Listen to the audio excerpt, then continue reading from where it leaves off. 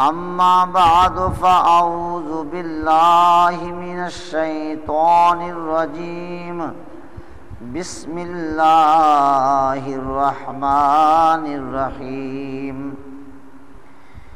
استحوذ علیہم الشیطان فانساہم ذکر اللہ اولئک حزب الشیطان الا ان حزب الشیطان هم الخاسرون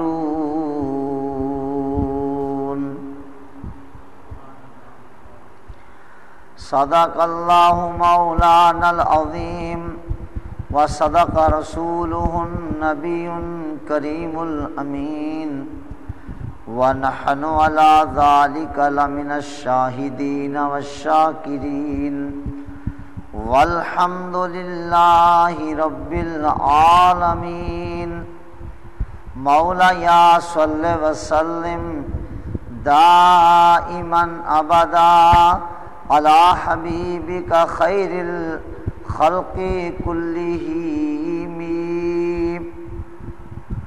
هو الحبیب الذی ترجى شفاعته لكل حول من الاحوال مقتحم مولایا صلی وسلم دائما ابدا علی حبیبک خیر الخلق کلہم محبت سے صلاۃ والسلام تاکہ برکت ہو جائے۔ الصلاۃ والسلام علیک یا رسول اللہ وعلی آلک واصحابک یا حبیب اللہ۔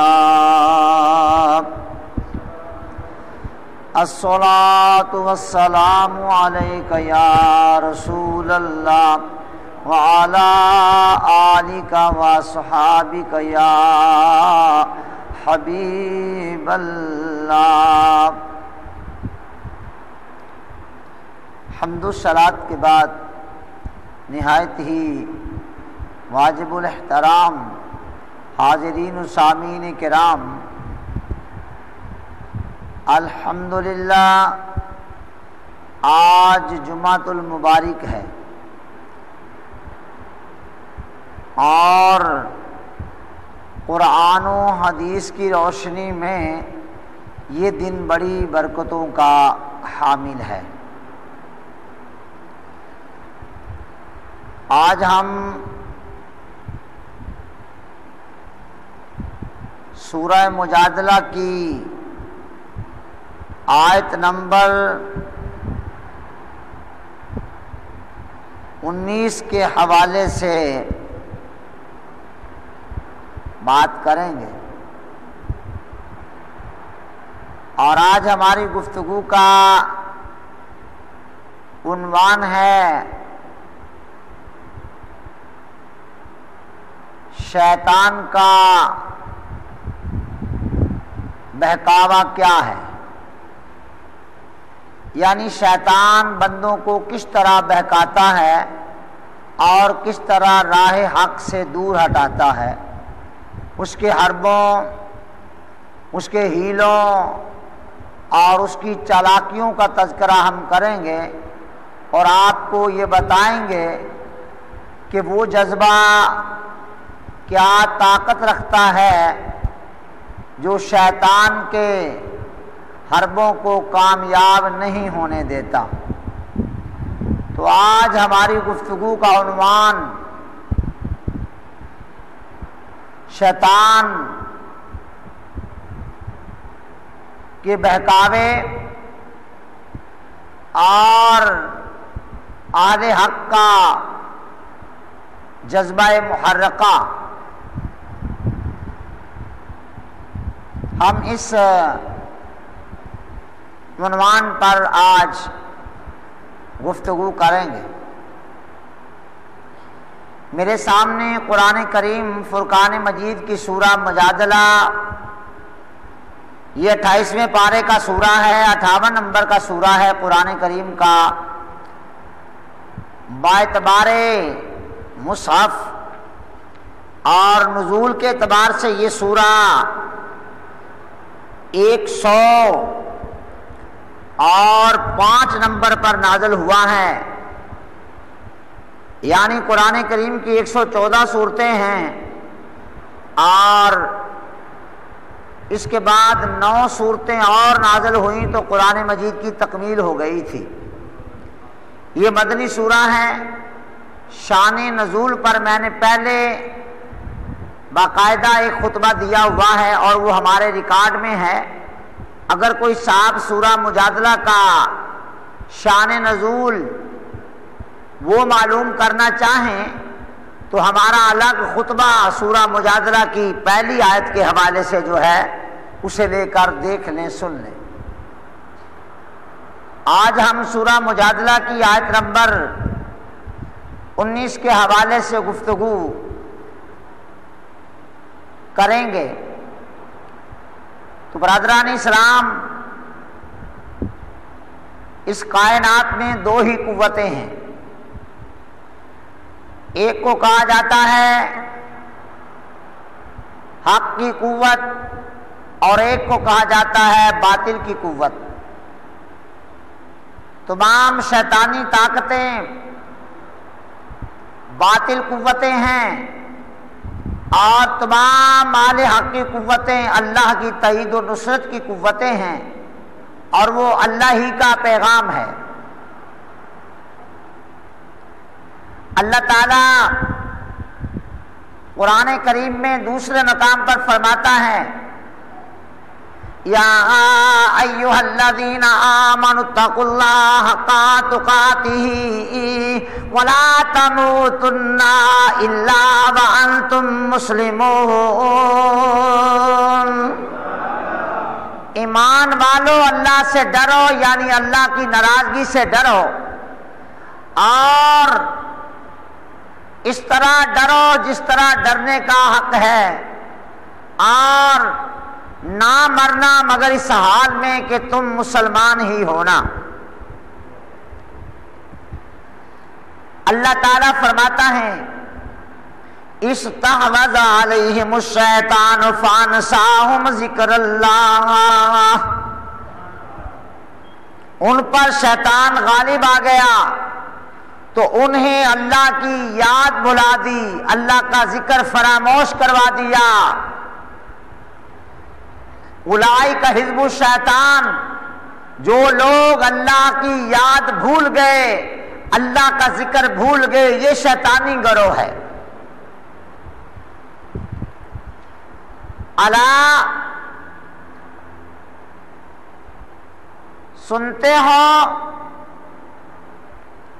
ان حزب الشیطان ہم الخاسرون، بے شک شیطان کا گروہ ہی خسارے والا ہے۔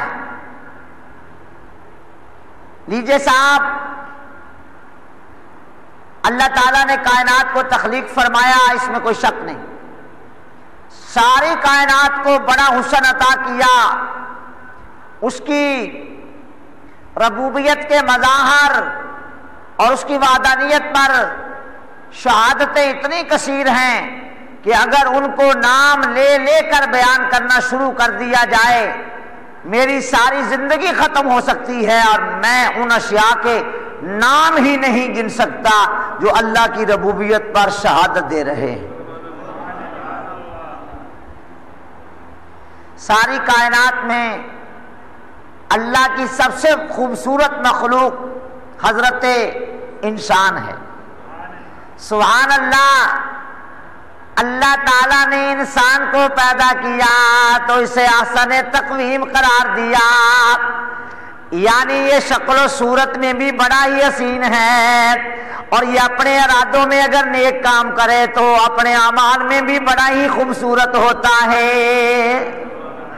اللہ اللہ، اس کی تخلیق بھی بے مثل ہے اور اس کو بنانے کے بعد جو اللہ تعالیٰ نے سوچنے سمجھنے کی قوت عطا کی ہیں، عقل، فکر، حکمت، دانائی، شعور، علم، وہ قوتیں بھی بڑی ہی بے مثل اور بے مثال ہیں۔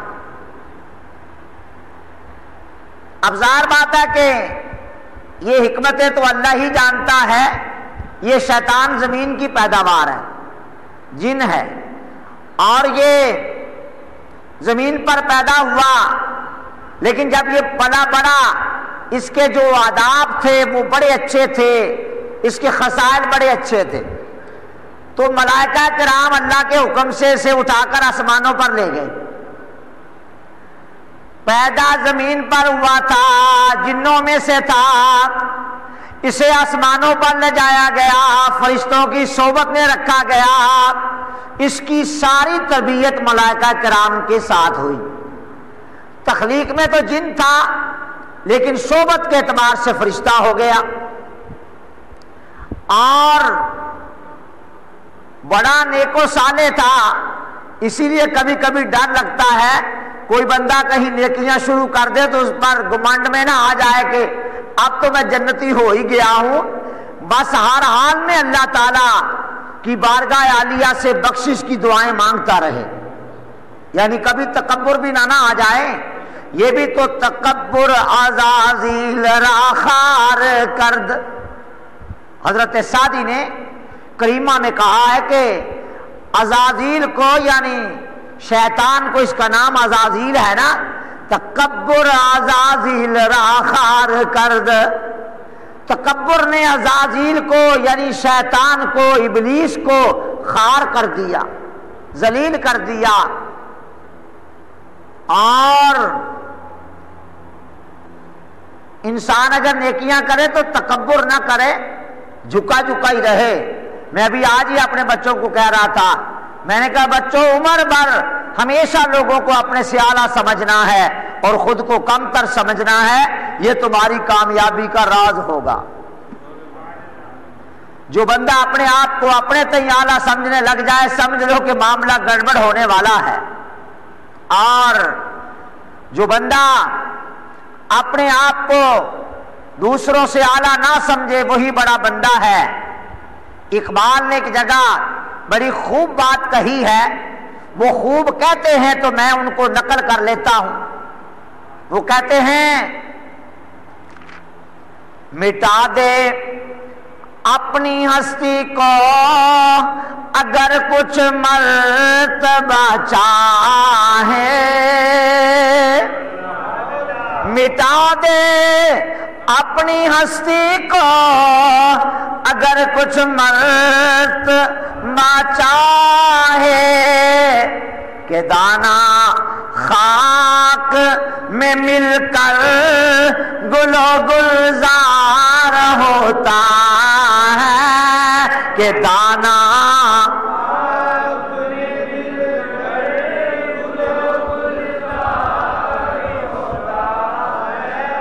اگر کوئی دانے بیچارے پر جو مرحلہ آتا ہے جب فصل کے لیے اس کا چھٹا کھیت میں لگا دیا جاتا ہے، وتر دے دیا جاتا ہے، وہ بیچارہ پھول جاتا ہے، پھٹ جاتا ہے، نرم ہوتا ہے تو کونپل نکلتی ہے، وہ بیچارہ خود فنا ہو جاتا ہے، کونپل نکل کر پھر بالیاں بن جاتی ہیں، بالیوں کے سرے پر جا کر پھر ایک فنا ہوا تھا، سینکڑوں نیز آنے لگ جاتے ہیں۔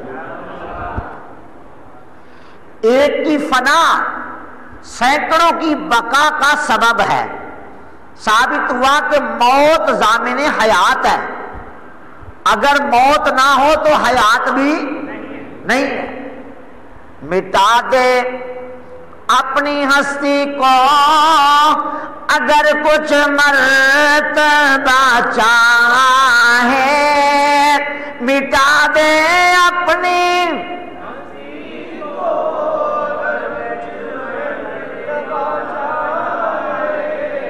مٹا دے اپنی ہستی کو اگر کچھ مرتبہ چاہے، کہ دانا خاک میں مل کر گل و گلزار ہوتا ہے۔ اللہ اکبر۔ اب شیطان جب غالب آتا ہے نا تو اللہ کا ذکر بلا دیتا ہے، یہ آسمانوں پر چلا گیا، فرشتوں کے ساتھ تربیت ہوئی، بڑا نیک و صالح، کئی لاکھ سال اس نے، بلکہ بعض روایات کے مطابق تو کئی کروڑ سال اللہ تعالیٰ کی عبادت کی۔ تو اللہ تعالیٰ کی معصیت یہ تھی کہ اس نے اپنا خلیفہ اور نائب بنانا تھا، تو حضرت انسان کو تخلیق کیا۔ ہمارے ابا جان حضرت آدم علیہ نبینا علیہ الصلوۃ والسلام کو پیدا فرمایا، اور پیدا فرمانے کے بعد ملائکہ کو بلا کر کہا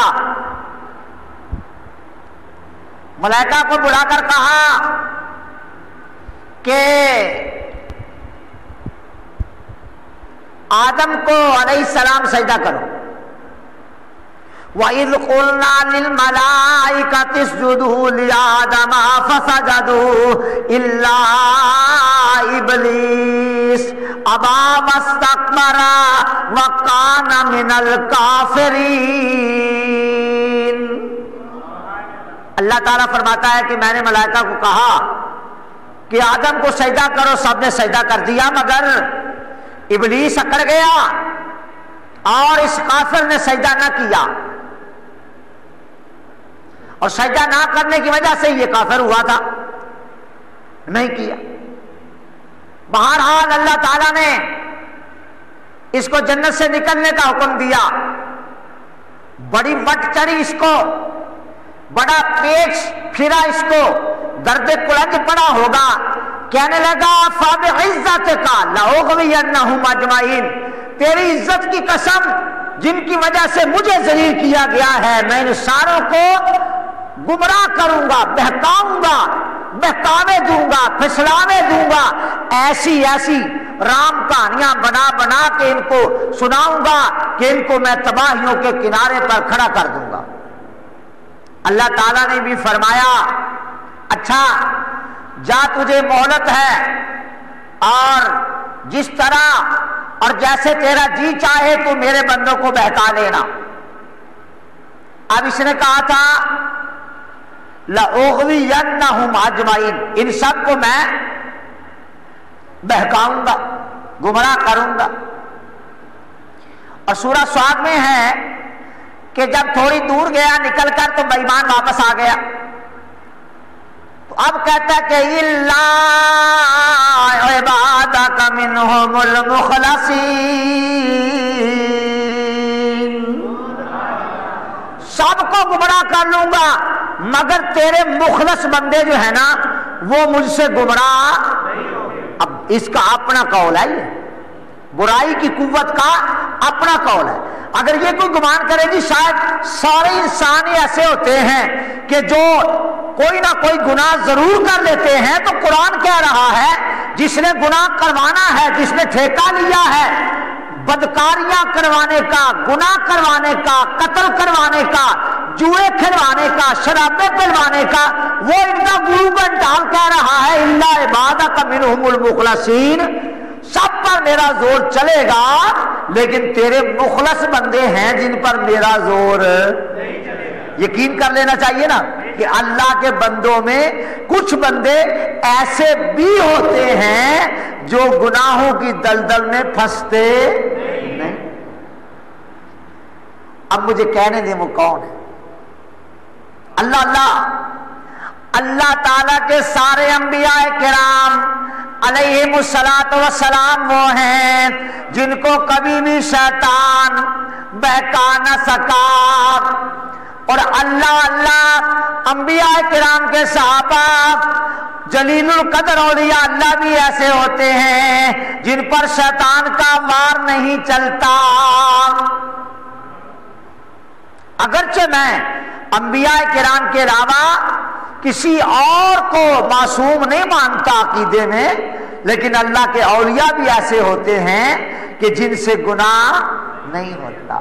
سلام ہے ان کی عظمت کو جو دنیا میں مرد یا عورت بن کے آیا مگر گناہ نہ کیا۔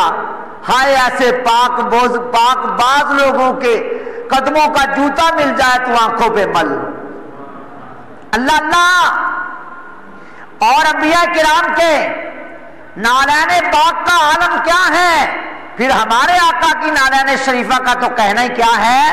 حضرت مولانا طبیب امت حضرت مولانا شاہ حسن رضا خان قادری محدث بریلوی رحمت اللہ علیہ کہا کرتے تھے، سر پہ رکھنے کو جو مل جائے نال پاک حضور، سر پہ رکھنے کو جو مل جائے نال پاک حضور، پھر کہیں گے کہ ہاں تاجدار ہم بھی ہیں، کہ تاجدار ہم اور ہمارے دستے تمنا کی لاج بھی رکھنا، ہمارے دستے تمنا کی لاج بھی رکھنا، تیرے فقیروں میں اے شہر یار ہم بھی ہیں، تیرے فقیروں میں اے شہر یار ہم بھی ہیں، تیرے فقیروں میں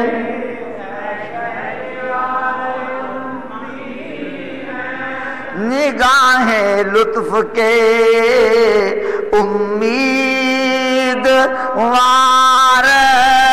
ہم بھی ہیں، نگاہیں لطف کے امیدوار ہم بھی ہیں، لیے ہوئے دل بے قرار ہم بھی ہیں، لیے ہوئے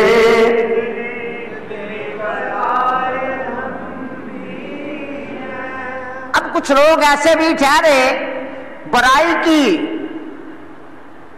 انتہا کی طاقت شیطان نے کہہ دیا ہے، کچھ تیرے بندے وہ بھی ہیں جن پر میرا بہکاوے والا زور نہیں چلے۔ استحوذ علیہم الشیطان فانساہم ذکر اللہ، شیطان ان پر غالب آیا اور انہیں اللہ کا ذکر بھلا دیا۔ پتہ چلا کہ جو اللہ کا ذاکر رہے گا شیطان کے حربے سے محفوظ رہے گا، اور جو ذاکر نہیں بنے گا شیطان اس پہ حملہ کرے ہی کرے۔ ظاہر بات ہے کہ اللہ کا ذکر کرتے رہنا چاہیے، اور جہاں صاحبان علم و فن محافل ذکر کا انعقاد کریں وہاں وقت نکال کر جانا چاہیے۔ اب میں اس مرحلے پر آ گیا، شیطان بہکاوا کیا دیتا ہے اور انسان کو کیا کرنا چاہیے۔ آئیے، یہ قاعدہ کلیہ ہے اس کائنات میں، ہر کام کے پیچھے ایک جذبہ محرکہ ہوتا ہے۔ کیا ہوتا ہے ہر کام کے پیچھے؟ ایک جذبہ محرکہ۔ جب تک جذبہ محرکہ نہ ہو کوئی کام انجام نہیں پاتا۔ میں اس کی نفیس مثال دوں گا اور امید کرتا ہوں کہ آپ کو بڑی آسانی سے سمجھ آئے گی۔ ایک نوجوان وہ کسی محکمے میں ملازمت کرتا ہے، ایک رات اس کی طبیعت بگڑتی ہے اور تھکاوٹ ہو جاتی ہے، گرانی ہوتی ہے، بیچارے کو نیند نہیں آتی تو پچھلے پہر جا کے آنکھ لگتی ہے۔ حسب معمول وہ اچانک اٹھتا ہے تو گھڑی پر دیکھتا ہے کہ 7:30 ہو چکے ہیں اور 8 بجے اس کو اپنے دفتر جانا تھا، پہنچنا ہے۔ طبیعت میں گرانی ہے، نیند کا غلبہ ہے، تھکاوٹ ہے، جی بستر سے اٹھنے کو نہیں چاہتا، لیکن وہ چادر پرے ہٹا کے اٹھ بیٹھتا ہے اور جا کر حوائج ضروریہ سے فارغ ہوتا ہے اور منہ پر چھینٹے میٹھے پانی کے مار کے میرے جیسا کوئی ہوگا تو وضو کر لے گا. عام نوجوان ذرا اپنے آپ کو تر کریں گے، پتہ نہیں کیا کریں گے، بہرحال وضو کرنا افضل ہے. فوراً بالوں میں کنگھی وغیرہ کر کے اپنا دفتری لباس پہن کر تیار ہو کے 8 بجے ٹھیک دفتر پہنچ گیا. میں اتنا پوچھنا چاہتا ہوں، طبیعت کی گرانی کے باوجود جبکہ نیند کا غلبہ تھا اسے چھوڑ دیا، بستر کے آرام کو چھوڑ دیا، تیار ہو کر وقت پر دفتر پہنچا ہے. بتائیے وہ جذبہ کیا ہے جو اسے یہاں تک لایا ہے؟ اس جذبے کا نام جذبہ محرکہ ہے. اور جو جذبہ محرکہ ہوتا ہے کسی کام کا، وہی اس کام کی غرض کہلاتا ہے، وہی اس کام کی غرض کہلاتا ہے. اب اس کا گھر سے اٹھنا، اٹھ کر تیار ہو کر دفتر تک آنا، یہ جذبہ محرکہ اسے یہاں لایا ہے. غرض کیا ہے؟ مہینے کے بعد جو اس کو 10-20 ہزار روپیہ تنخواہ ملنی ہے نا، وہ ہے اس جذبہ محرکہ کی غایت. طے ہو گیا، اسے کہیں بھی آپ فٹ کر لیں. کوئی فیکٹری جا رہا ہے، اپنی دکان کھول رہا ہے، اپنا شو روم کھول رہا ہے، ڈپارٹمنٹل سٹور کھول رہا ہے، کوئی بھی کام ہے، ہر کام کے پیچھے جذبہ محرکہ ہے. اور جذبہ محرکہ ہی اس کام کی غایت ہوتا ہے جو یہ کر رہا ہے. دکان کھولی، جذبہ محرکہ سے آ کے کھولی، یار جلدی جاؤں گا کہیں پھر نہ جائیں، گا کہیں مڑ نہ جائیں. جذبہ محرکہ لایا. غایت کیا ہے؟ پیسے. غایت کیا ہے؟ پیسے. تو گویا ہر کام کے پیچھے ایک جذبہ محرکہ ہوتا ہے جو اس کو محرک کو، جسے حرکت آئی ہے، مفعول جو ہے، اس کو وہ دکان تک لایا، فیکٹری تک لے گیا، دفتر تک لے گیا. تو جذبہ محرکہ ہر کام کے پیچھے کار فرما ہوتا ہے، اور جذبہ محرکہ ہی اس کام کی غرض قرار پایا کرتا ہے. اب کیا کائنات میں ہر کام جذبہ محرکہ سے ہوگا؟ ہاں. کیا ہر جذبہ محرکہ کی غایت فقط پیسے ہوں گے؟ بولو. اب ظاہر ہے کہ جذبہ محرکہ کی غایت کیا ہے؟ پیسے.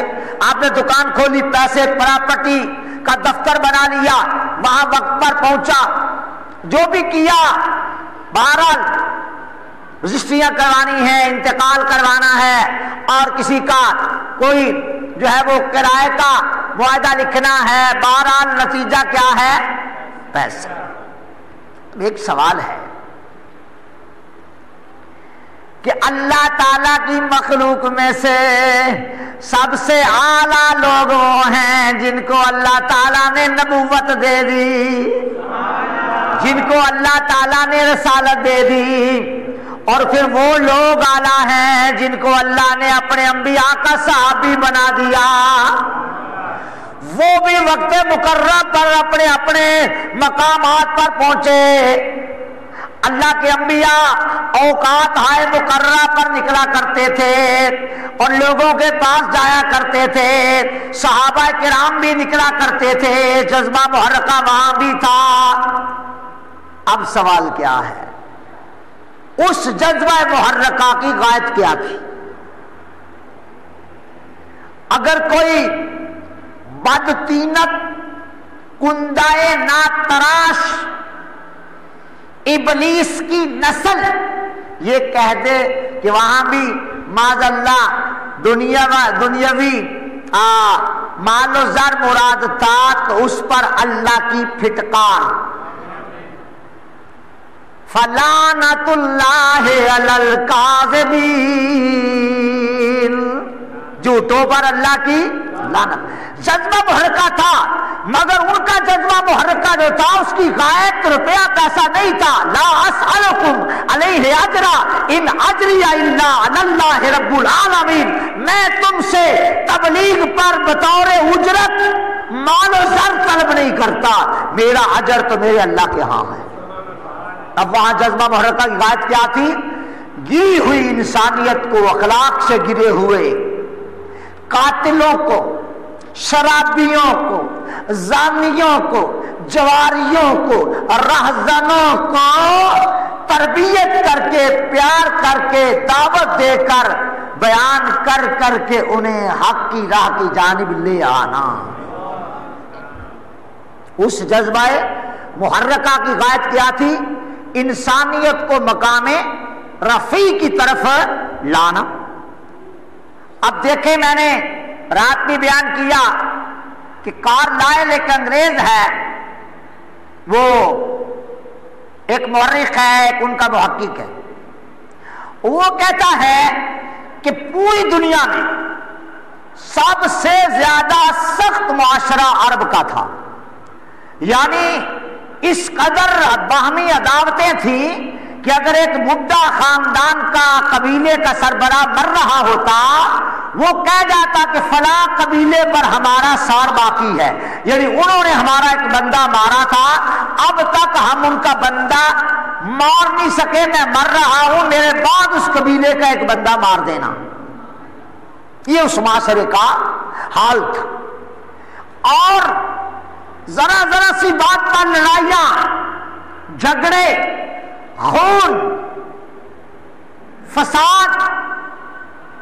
کارلائل کہتا ہے سمجھ میں نہیں آتا، دنیا کے سب سے سخت خطے میں محمد کریم صلی اللہ علیہ وسلم مبعوث ہوئے، اور 23 سال کے عرصے میں سارے خطے کو، جن کی گھر کی لڑائیاں ختم نہیں ہوتی تھی، مجتمع کر کے توحید کے پلیٹ فارم پر جمع کر کے رومۃ الکبریٰ جیسی سلطنتوں سے انہی لوگوں کو ٹکر لینے کے لائق کر دیا، جن سے اپنا 200-400 افراد پر مشتمل قبیلہ نہ سنبھالا جائے، ان لوگوں کو اس لائق بنا دینا کہ وہ اپنے اندر تو وحدت میں جڑ گئے اور رومۃ الکبریٰ کو للکار دیا، سپر پاور کو، اور سلطنت ایران کو للکار دیا، سلطنت یمن کو للکار دیا، اور جہاں تک رسول اللہ کی آواز گئی وہاں تک تہلکہ مچ گیا، اور پھر رسول اللہ کی ظاہری حیات کے بعد صحابہ کرام نے اس طرح اس جذبہ کو زندہ رکھا کہ پوری دنیا پر اسلام بطور صاحبان رحمت چھا گیا۔ اب آج آپ سے یہ کہنا چاہتا ہوں، آپ یہ بتائیے کہ یہ جذبہ محرکہ جس کی غایت پیسے ہوں یہ اعلیٰ ہے، یا وہ جذبہ محرکہ جس کی غایت اللہ کے بندوں کی خدمت ہو وہ اعلیٰ ہے؟ بول لو کیا ہے؟ اب انسانیت کیا ہمارے زمانے میں اپنے منصب سے گر نہیں گئی؟ کیا ہمارے ہاں خود غرضی، خود پرستی اور حفظ مال و زر پورے جوبن پر نہیں آ گیا؟ ہم کسی کے ساتھ 2 نمبری کرتے ہیں تو کیا اس کے پیچھے ایک غرض کار فرمانی ہوتی؟ یعنی تو بطور مثال ایک بندہ ہے، وہ اس کے پاس گاہک آتا ہے، یار مجھے پلاٹ چاہیے، وہ کہتا ٹھیک ہے، اسے پتا ہے یہ پلاٹ وہ نہیں ہے جسے میں بیچنا چاہتا ہوں، لو جی پاجی یار لے لو۔ اب وہ اس کا مربع نمبر، قلعہ نمبر اور ہے، دکھایا اور جا رہا ہے، رجسٹری ہو گئی، وہ بیچارہ بعد میں لڑکتا پھرتا ہے، تو پیچھے کیا غرض تھی؟ بولو پیسہ تھا نا۔ تو بتائیے کہ یہ جذبہ محرکہ جس کی غرض فقط پیسہ ہے، خود غرضی ہے، ہوس پرستی ہے، جب تک اس قوم میں سے یہ تینوں چیزیں نکل نہ جائیں اور للہیت نہ آ جائے، کیا یہ قوم پھر بام عروج پہ جا سکتی؟ اسلام کس چیز کا نام ہے؟ فاروق اعظم نے فرمایا تھا لا اسلام الا بجماع، اسلام نہیں ہوتا مگر جماعت کے ساتھ، یعنی جب کوئی پوچھے اسلام کون ہے تو مسلمانوں کی جماعت کی قوت بتاتی ہے کہ یہ اسلام ہے۔ جب تک امت میں وحدت پیدا نہیں ہوتی زور پیدا ہو سکتا ہے؟ مخالفوں کو نہیں پتا کہ آپس میں لڑتے جھگڑتے رہتے ہیں۔ ہمارا حال تو یہ ہے کہ بھئی اگر کوئی دفع یدین نہیں کرتا، بس جی تمہاری تو نماز ہوتی نہیں، اور جو پڑھتے ہو تو یہ سنت کے مطابق نہیں، اگر کوئی کرتا ہے اس پر سخت تان، فقیر راہ اعتدال پر ہے، میں رفع یدین کرنے نہ کرنے کو کفر اسلام کا مسئلہ نہیں سمجھتا، لیکن چونکہ بر صغیر پاک و ہند میں اکثریت امام اعظم ابو حنیفہ رضی اللہ عنہ کی مقلد ہے، لہذا یہاں رفع یدین یہ لوگ نہیں کرتے، تو یہاں خواہ میں یہ جھگڑا کھڑا نہیں کرنا چاہیے کہ تم کیوں نہیں کرتے، اس لیے کہ امت کو وحدت کی ضرورت ہے، لڑنے کی ضرورت نہیں ہے۔ لہذا ہم کہتے ہیں کہ آج وہ جذبہ محرکہ پیدا ہونا چاہیے جس کی غرض وحدت امت ہو، جس کی غرض وحدت امت ہو۔ آپ ہماری یہ فکر کہیں بھی پیش کیجئے اور لوگوں سے کہیے کہ ہمارا شیخ ہمیں یہ کہتا ہے، میرا نام لے کر کہیے کہ محمد ارشد القادری یہ کہتا ہے، اس وقت امت کو لڑنے جھگڑنے فرقہ بندیاں کرنے کی کوئی ضرورت نہیں رہی، اب امت کو وہ جذبہ محرکہ چاہیے جو ان کو وحدت کی لڑی میں پرو ڈالے۔ چونکہ تمہاری جب حیثیت جماعت قوت ہوگی تو پھر تم بچ سکتے ہو۔ جہاں تک بھائی مکان، پلازا، پلاٹ، زرعی زمینیں ان کا تعلق ہے، میرے نزدیک تو ان کی ویلیو صفر ہے۔ آپ کہیں گے پڑھا لکھا ہو کے اتنی بیوقوفانہ بات کرتا، نہیں بھیا نہیں، جس پلاٹ کی آپ نے رجسٹری کرائی ہے، رجسٹری کی ہے حکومت نے، کس نے؟ حکومت نے، انتقال کیا ہے حکومت کے محکمے نے۔ اللہ نہ کرے اگر اوپر سے سارا نظام ہی بدل جائے تو آپ کی رجسٹری ویلڈ ہی نہیں رہے گی، یعنی وہ کہیں گے کہ بھائی یہ تو دور ختم ہو گیا جس کی تم رجسٹری پیش کرتے ہو، کان سے پکڑ کے باہر نکال دیں گے، نکلو باہر، جیسے ہم چاہیں ویسے کریں۔ پلازے، پلاٹ، مکانات، دکانیں، ان کی رجسٹریاں، ان کے انتقال اور ان کے دیگر کاغذات یہ اس وقت ویلیویبل ہیں جب آپ کا اوپر نظام حکومت مضبوط قائم ہو۔ اگر آپ کا مرکز مملکت وہ ٹوٹ جائے اللہ نہ کرے تو آپ کی رجسٹری، آپ کا پلاٹ، آپ کا پلازا، آپ کی کوٹھی، آپ کی فیکٹریاں کوئی اہمیت نہیں رکھتی، جب ان کا جی چاہے آپ کو کان سے پکڑ کے باہر نکال دیں اور جسے چاہے کرسی پہ بٹھا دیں۔ آپ کو مثال دے دیتا ہوں، دیکھیں تخت بنگال کا مالک و وارث کون تھا؟ نواب سراج الدولہ، نواب سراج الدولہ۔ جب انگریزوں نے آ کے اوپر کا نظام بدل دیا تو بتائیے تخت بنگال کا مالک نواب سراج الدولہ رہ گیا؟ اب دیکھیں کہ وہ جو بی بی تھی بہو بیگم جس کا نام امت الزہرا تھا، انگریز نے کہا کہ چلو بیوی تم ایسے کرو کہ ہماری تجارتی کمپنی میں مال لگاؤ، تجارت کرو ہمارے ساتھ۔ آج بڑی یہ قوم مہذب بنتی ہے، اپنے لوگوں کو وظیفے دیتی ہے اور دنیا میں دکھاتے ہیں کہ جی ہم تو اپنے عوام کے ساتھ بڑا جو ہے وہ پیارا سلوک کرتے ہیں۔ ہائے وہ دور لوگوں کو یاد نہ رہا، تمہارا ہند سارا لوٹ کر لے گئے۔ 10 لاکھ روپیہ بہو بیگم امت الزہرا نے ایسٹ انڈیا کمپنی میں بطور تجارت کے لگایا۔ کچھ عرصہ انہوں نے منافع دیا، پھر وہ بیچاری کہنے لگی میرے پیسے دو۔ اس وقت سونا 3-4 روپے کا تولا تھا۔ 10 لاکھ تو آہستہ آہستہ ہڑپ کر گئے۔ اب بتائیے جب تک آپ کا نظام مملکت درست نہیں ہوتا، مضبوط نہیں ہوتا، آپ کی یہ جو نجی قلع بازیاں ہیں یہ آپ کو بام روز پر لے جائیں گے۔ مجھے حیرت ہوتی ہے آپ کی سوچ پر کہ جی میرا بنگلہ بن جائے، میرے پاس پلاٹو آ جائے، میرے پاس 10-12-14 پلاٹ آ جائیں، میری فیکٹری لگ جائے۔ بھیا آپ اپنے مرکز کو مضبوط کریں۔ مرکز سے مراد اس وقت ہے آپ کا وہ جذبہ محرکہ جس کی غرض انسانیت کی صلاح و فلاح آ جائے، یہ ہے مرکز۔ اب دیکھیں کہ اللہ کے حبیب علیہ الصلوۃ والسلام نے جب کام کا آغاز کیا اور صحابہ کرام نے جب اس کام کو آگے بڑھایا ہے، تو کیا ان کی مصروفیات نہیں تھی؟ ان کی بیویاں تھیں؟ ہاں بتا دیجیے اگر آپ کے علم میں ہے، بتا تھیں بیویاں، بچے تھے، اور ہم سے زیادہ تھے، ہم سے زیادہ تھے۔ انس بن مالک رضی اللہ تعالیٰ کو اللہ تعالیٰ نے سینکڑوں بچے عطا کیے جی، اور حضرت عبد الرحمن بن عوف بھی بہت اولاد رکھتے تھے، بچے تھے، بیویاں تھیں، ان کی ذمہ داریاں تھیں، مگر اس کے باوجود انہوں نے اپنے دین کا کام کیا۔ ہمارے یہاں کیا ہے؟ ہمارے یہ جی کیا کریں، حالات ایسے ہیں کہ وہ گھر کے اخراجات ہی پورے نہیں ہوتے، کچن نہیں چلتا، کیا کریں، دین کے لیے کیسے کام نہیں کریں؟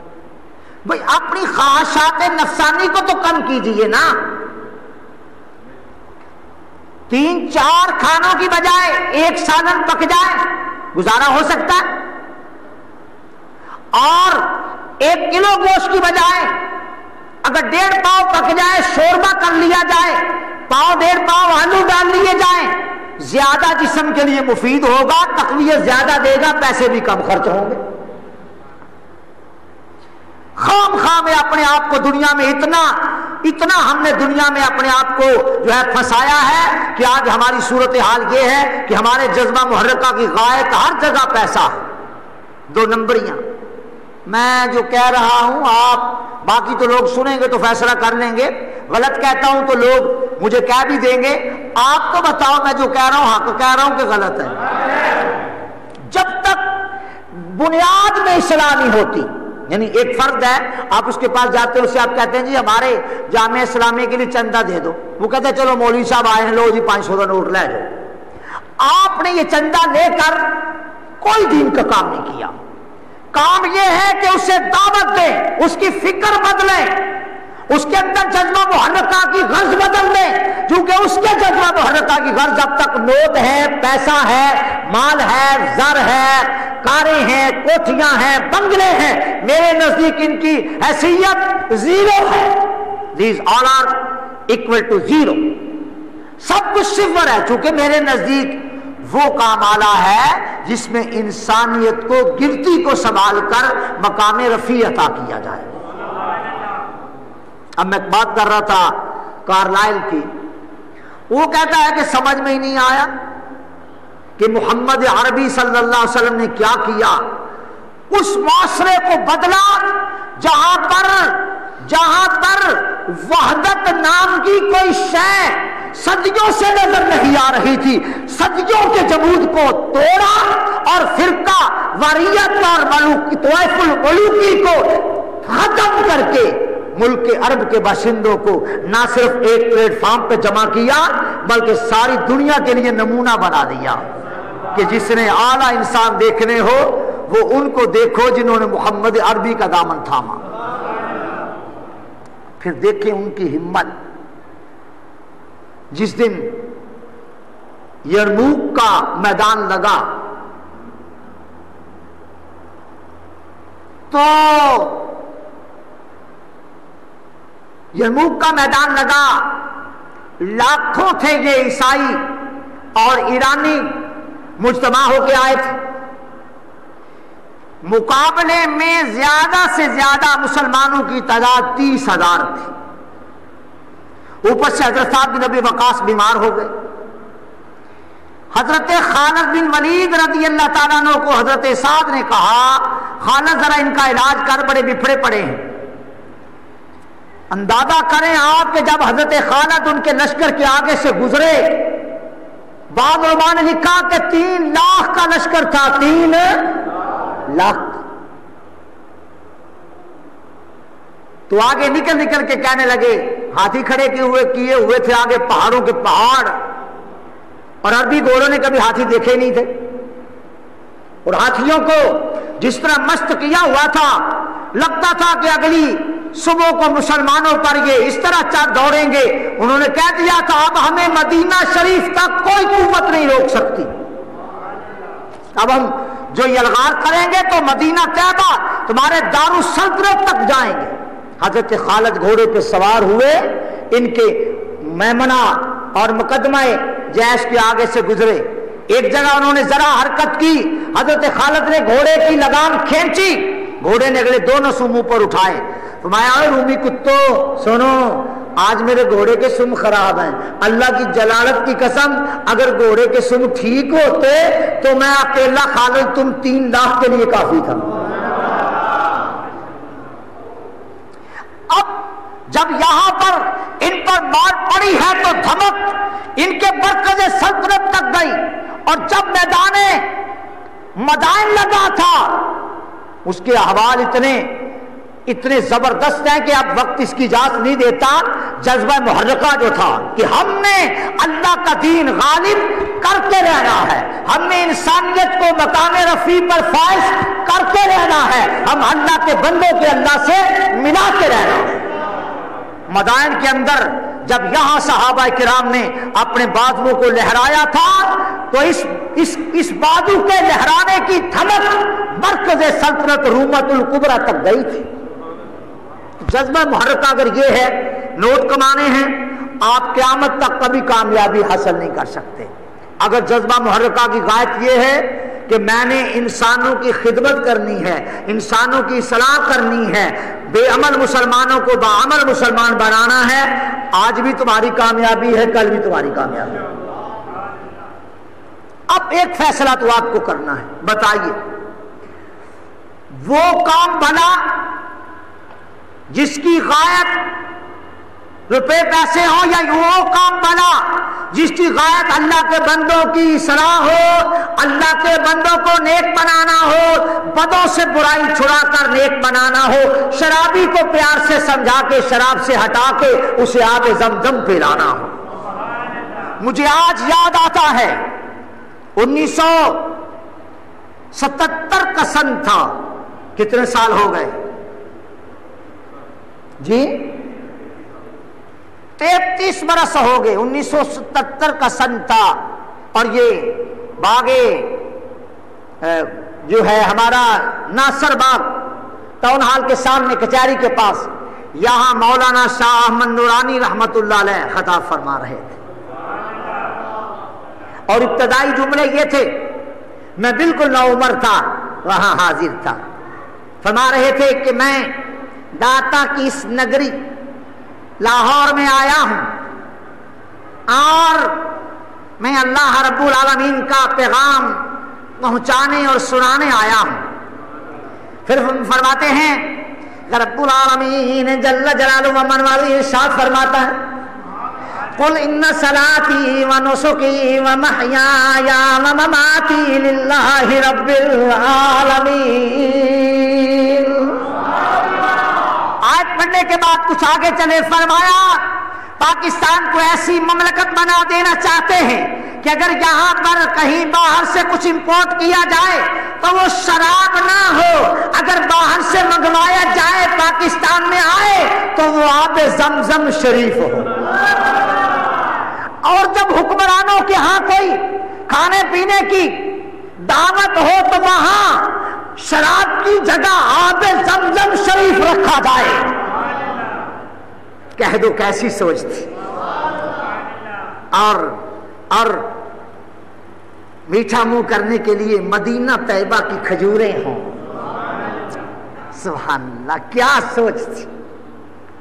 اب بتائیے آپ، اللہ فرماتا ہے استحوذ علیہم الشیطان فانساہم ذکر اللہ، ان پر شیطان غالب آیا، یعنی اللہ کا ذکر بلا دیا۔ اب کیا کہ دیکھ لو، آئیے حلقہ ذکر میں جامعہ اسلامیہ رضویہ میں چلتے ہیں، وہاں اللہ کا ذکر ہوگا، میرا نام لے کے کہیے کہ وہ اللہ اللہ کرواتا ہے، بڑا مزہ آتا ہے۔ یہ نہیں کہیں گے کہ اللہ اللہ کرنے سے مزہ نہیں آتا، کہیں گے ٹھیک ہے، ہاں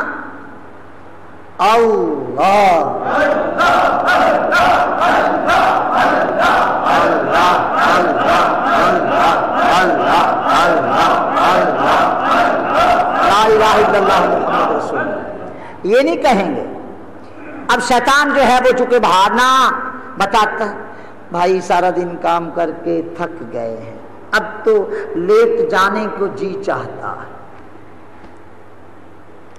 آج دفتر سے ذرا لیٹ آئے ہیں، فیکٹری سے آج مالک نے ذرا لیٹ آنے دیا ہے، آج دکان پر گاہک 4 زیادہ آ گئے تھے، بس پھر بھی شٹر تھوڑا سا نیچے کر کے سودا دیتے رہے، تھک گیا ہوں۔ اب اس چندہ محرکہ کے پیچھے غرض کیا ہے؟ پیسے۔ اور یہاں اللہ کے ذکر کے پیچھے غرض کیا ہے؟ اللہ کے بندوں کو مقام رفیع دینا۔ جب تک کسی کو کسی صاحب نظر اور صاحب علم و فن کی صحبت نصیب نہیں ہوتی، اس کے اندر عمدہ بات کرنے کا جذبہ کبھی پیدا نہیں ہوتا۔ ہاں اقبال نے کہا ہے، نہ کتابوں سے نہ کالج کے ہے در سے پیدا، نہ کتابوں سے نہ کالج کے ہے در سے پیدا، دین ہوتا ہے بزرگوں کی نظر سے پیدا، دین ہوتا ہے۔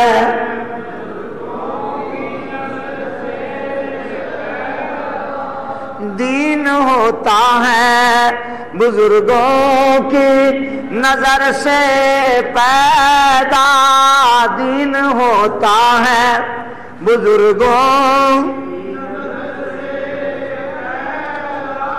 دین ہوتا ہے بزرگوں کی نظر سے پیدا۔ اب کہا گیا کہ ہلکا ذکر میں جانا ہے، ارے باقی تو رہے باقی جو مجھ سے بیعت ہیں سلسلہ عالیہ قادریہ میں، وہ کہہ دیتے ہیں تھک گئے تھے۔ عمر کتنی ہوگی؟ 30 سال، 35 سال، 40 سال، 25 سال۔ میں نے کہا میں تو پھر زیادہ تھک گیا تھا، مگر میں تو رات ہلکا ذکر میں تھا۔ اتارو ان تمام اپنے اوپر سے خولوں کو ہٹاؤ اور اللہ کے خالص ہو جاؤ اور اللہ کے نبی کے سچے غلام بن جاؤ، تاکہ وحدت امت کا مظاہرہ ہو جائے۔ استحوذ علیہم الشیطان فانساہم ذکر اللہ، ان پر شیطان غالب آیا۔ ایسے ہی آپ نے کہہ دیا شیطان غالب آیا، مجھ پر تو کوئی غالب نہیں آیا۔ آپ میرا لباس نہیں دیکھ رہے کتنا اجلا ہے، آپ میرے بال نہیں دیکھ رہے کتنے پیارے ہیں۔ بھائی ہم نے کب کہا کہ آپ کا لباس اجلا نہیں، آپ کے بال پیارے نہیں؟ میں تو وہ دیکھ رہا ہوں کہ آپ کے اندر والا انسان کیسا ہے۔ اللہ اکبر۔ استحوذ علیہم الشیطان فانساہم ذکر اللہ، جس پہ شیطان غالب آتا ہے اللہ کا ذکر اس کو بلا دیتا ہے۔ اب اللہ کا ذکر بلانے سے مراد کیا ہے؟ بلانے سے مراد یہ ہے کہ وہ اللہ کے پیغام کو سمجھنے سے کنی کتراتا ہے کہ جی نہیں جانا وہاں، وہاں جائیں گے تو نماز کی پابندی کرنی پڑ جائے گی، مولانا کہیں گے نماز کی پابندی کو ہو کرو، تو جو ہے وہ تلاوت قرآن مجید کرو، برائی چھوڑ دو۔ ہم نے تو ذرا اب آگے ڈیش ڈیش سب جانتے ہیں ہم، لیکن ایک بات تو بتائیے ذرا، کیا موت کو روک سکتے ہو؟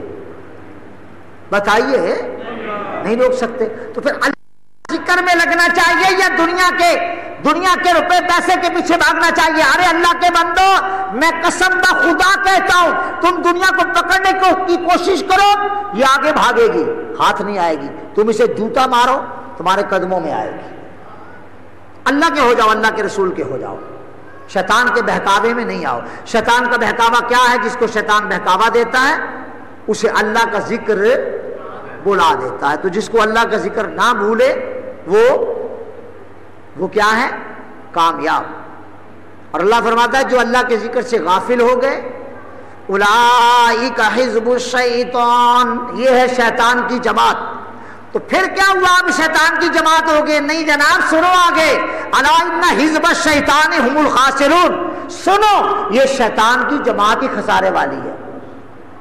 تو اللہ والوں کی جماعت کیا ہے؟ کامیاب۔ اس کے آخر میں جو ہے وہاں فرمایا گیا ہے اولئک حزب اللہ۔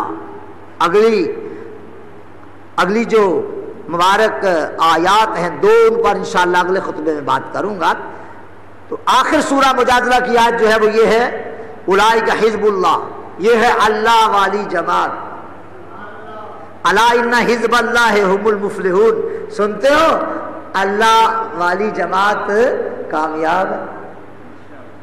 آپ سے یہ کہنا تھا کہ آپ کو اپنے جذبہ محرکہ کی غائب روپے نہیں بنانا چاہیے، بلکہ جذبہ محرکہ کی غائب کیا بناؤ؟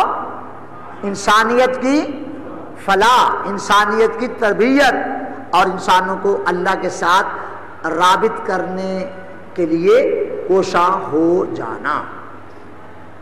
بس اس بات کو لوگوں تک پہنچائی۔ ہم یہ چاہتے ہیں کہ ہمارے کام کا جذبہ محرکہ اور اس کی غرض اللہ کی رضا ہو جائے اور اللہ کے رسول کی رضا ہو جائے۔ بتائیے ہمارے آقا کا سارا کام بے غرض اور بے لوث ہے کہ نہیں؟ فاروق اعظم کا کام بے غرض، صدیق اکبر کا کام بے غرض، عثمان غنی کا کام بے غرض، مولا علی کا کام بے غرض۔ تو کبھی کوئی کہہ سکتا ہے یار کدے کسی نے بے غرض بھی کوئی کام کیتا ہے؟ بھائی گل تیری ٹھیک ہے، پر اے سوچ تیری ہے تے تیرے نال دے لوکاں دی ہے۔ اللہ دے انبیاء دی اے سوچ نہیں ہوندی تے اللہ دے محبوب دے صحابہ دی اے سوچ نہیں ہوندی۔ انہاں دی سوچ اے ہے کہ اسی کام کران گے تے او دا نتیجہ اے کڈنا چاہاں گے بھئی اللہ دے بندیاں دا اللہ نال تعلق صحیح ہو جائے۔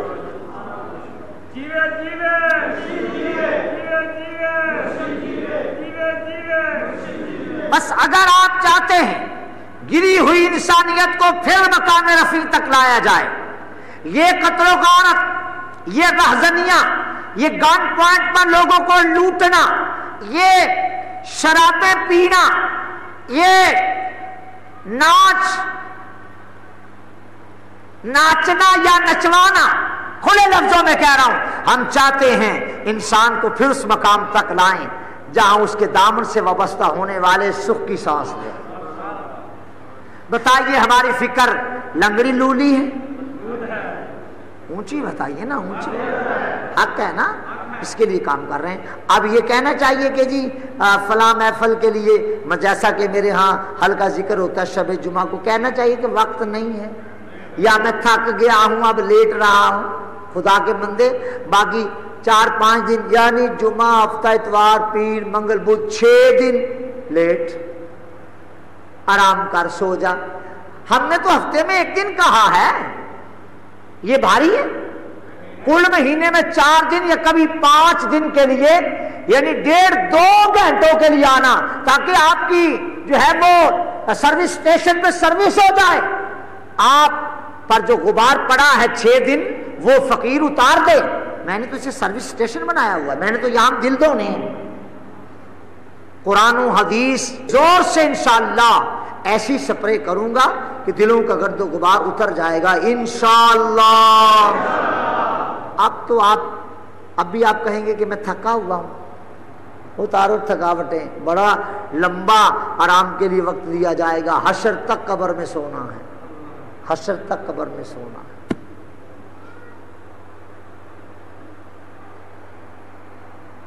وہ کسی نے کہا ہے کہ جاگ لے جب تک جاگنا ہے، افلاک کے سائے تلے، حشر تک سونا پڑے گا خاک کے سائے تلے۔ سونے کو بڑا لمبا پیریڈ دیا جائے گا، سوئیے گا، میں بھی انشاءاللہ سوؤں گا قبر میں جا کے، خدا آپ کو بھی ٹھنڈا اور آرام سے سلائے اور مجھے بھی آرام سے سلائے۔ ظاہر ہے سونا ہی سونا، کیوں جی کوئی بھاگ سکتا ہے؟ اس لیے یہاں پر جس طرح روپے پیسے کے لیے آپ اپنا تن من دھن داؤ پہ لگا دیتے ہو، اللہ کے بندوں کی فلاح و صلاح کے لیے بھی ہلکا ذکر میں آؤ۔ اور میں نے کہا تھا جمعہ، ہفتہ، اتوار یہاں دین سیکھنے کے لیے آ جاؤ، میرا کام تھا دعوت دینا۔ نہیں لوگ آئے مجھے کوئی فرق نہیں پڑتا، میں اپنے کام کرنے میں الحمدللہ راسخ ہوں اور پورے زور سے کر رہا ہوں۔ اللہ تعالیٰ مجھے اور آپ کو عمل کی توفیق عطا فرمائے۔ وآخر دعوانا الحمدللہ رب العالمین۔ ٹھیک ہے، باقی رہا لوگوں کا دلائل پیش کرنا ہمارے خلاف، یہ کیوں نہیں کرتے، وہ کیوں نہیں کرتے، یہ کیوں کرتے، وہ کیوں کرتے ہیں۔ آپ یہاں تک آئیں، میں ان کاموں میں وقت ضائع کرنے کا قائل نہیں۔ ٹھیک ہے، فرقہ بندی کی اب ضرورت ہے؟ آپ میں سے کوئی ایسا بندہ ہو جو یہ کہے کہ فرقہ بندی کی ضرورت ہے؟ نہیں ہے۔ بیڑا کک ہمارا ہو نہیں گیا، پہلے تھوڑا ستیاناش ہمارا ہوا ہے کہ ہم سے ڈرنے والے فاروق اعظم کا نام سن کے اندر گھس جانے والے آج نکل کر ہم پر حملہ آور ہونے کی تیاریاں کر رہے ہیں، ہمیں مٹانے کا سوچ رہے ہیں۔ ابھی بھی آپ اپنی ذاتی غرض و غایت کہ جی یہ میرے پاس 2 لاکھ ہے تو 4 ہو جائیں، 4 ہے تو 8 ہو جائیں، 8 ہے تو 16 ہو جائیں، چھوڑو ان چکروں کو۔ یہ نہ ہو کہ وہ دھرا کا دھرا یہیں رہ جائے اور آپ کی آنکھیں بند ہو جائیں، آپ کو اٹھا کر قبر میں لوگ پھینک آئیں، بعد میں اس مال پر لوگ گلشرے اڑاتے پھریں۔ کیا ضرورت ہے جمع کرنے کی؟ اپنے ہاتھوں انسانیت کی خدمت کرو، اپنے ہاتھوں اللہ کے دین کا کام کرو، تاکہ اللہ راضی ہو اور اللہ کا رسول راضی